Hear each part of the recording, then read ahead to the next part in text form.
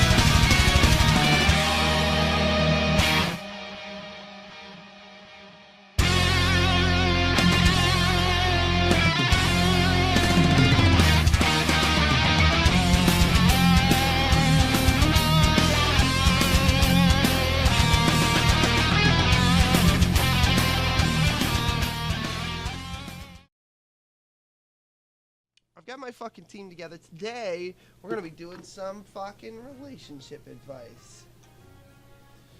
And I'm starting to get some questions. I think I got to take a look at it. Let's just start quickly with how my fucking week's been going.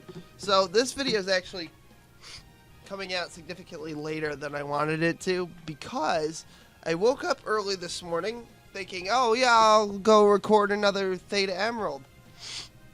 Well, obviously, that didn't happen as planned, or else you wouldn't be seeing this video so late. So, what happened was, last night I cracked my tooth directly in half, so that means that my fucking dental bill is gonna go up. So now I'm definitely gonna have to pay $7 grand for all this fucking dental work. $7 grand that I don't have, by the way.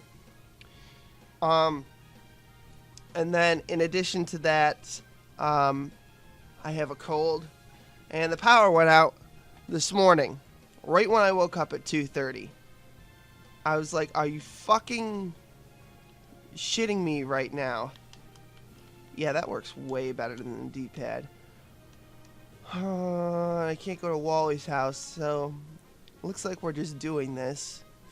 Let me just pull up quick some because people don't believe me that I give out good advice, and I only know that I give out good advice because people tell me that I do, and I've seen it work.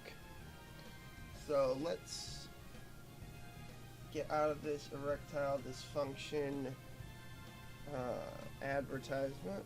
Oh shit! I might have to take a shit at some point.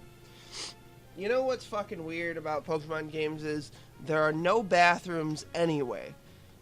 You mean to tell me that this guy, your character, Brendan, Emerald, Ruby, Sapphire, whatever you want to fucking call this guy who's running around in circles like a fucking idiot.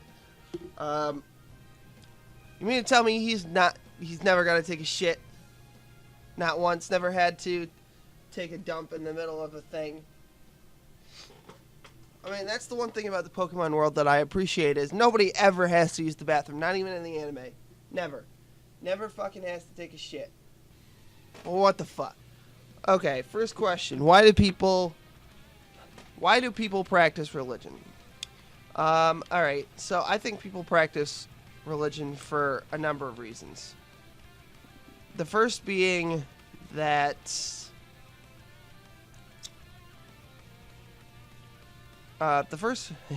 fucking trying to play this game and do this. The first being, that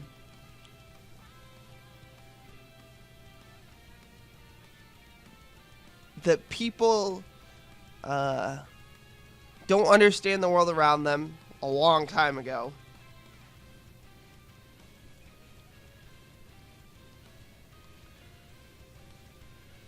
Wow, he just knocked it out and that counted as caught. That's pretty interesting.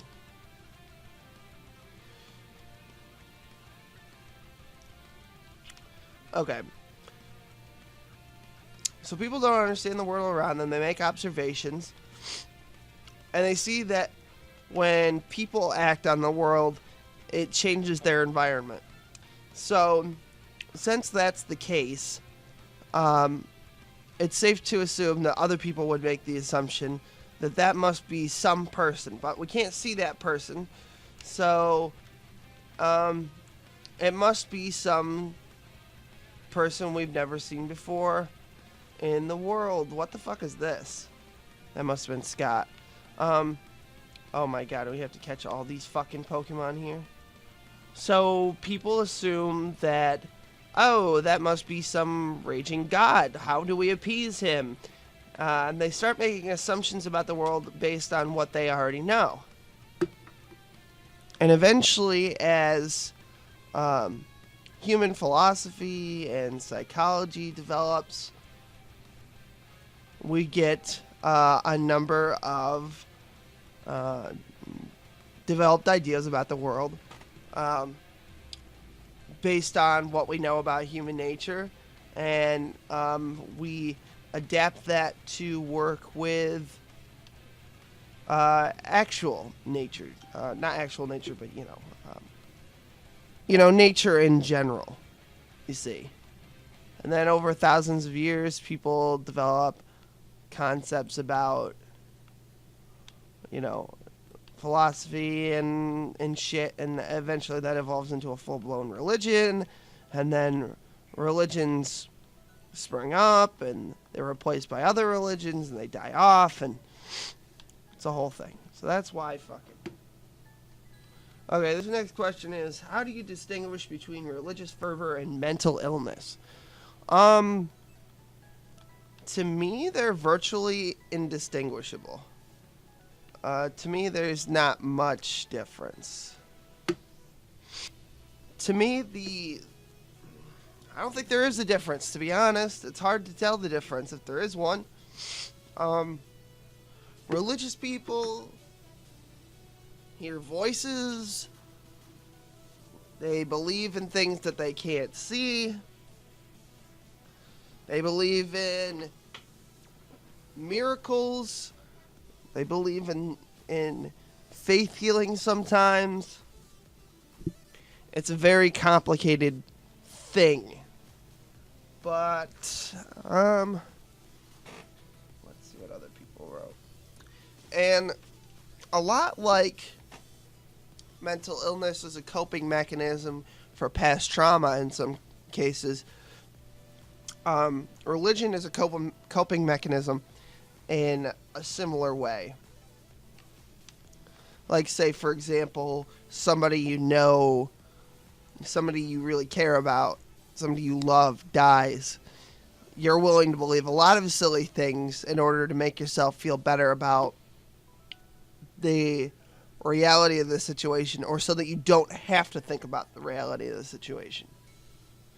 So, yeah, it's a complicated subject, but yeah, it seems to be that a lot of people sort of agree with that sentiment too. Another question here. What makes you feel nostalgic? Basically anything that has a connection to my childhood. I mean, that's basically what nostalgia is. Fucking hell. And, yeah. I mean, that's a silly question. I mean, it's going to be different for everybody. So it's really hard to point out something that's sort of even kind of universal across the board that I could answer that question with. Yeah, as children, we sort of latch on to a lot of things that we get really excited about. And we get excited about a lot of stuff because kids are just full of life and energy, and then they haven't been broken and browbeaten by the reality of the situation we find ourselves in yet. So it ends up being a lot, probably